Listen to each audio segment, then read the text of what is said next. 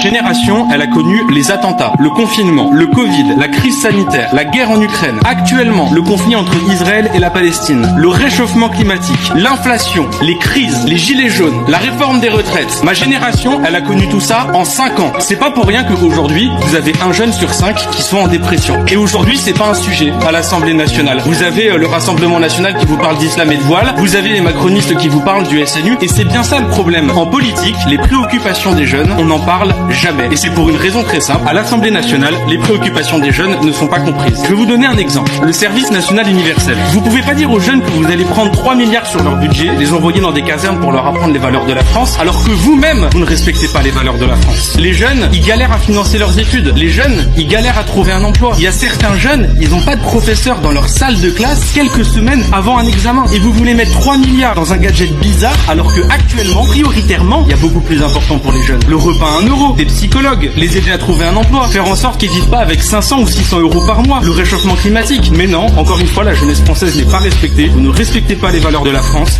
Vous mettez tout cet argent dans un SNU qui nous coûte cher et vous ne comprenez pas que ce soit ressenti comme une injustice par la jeunesse.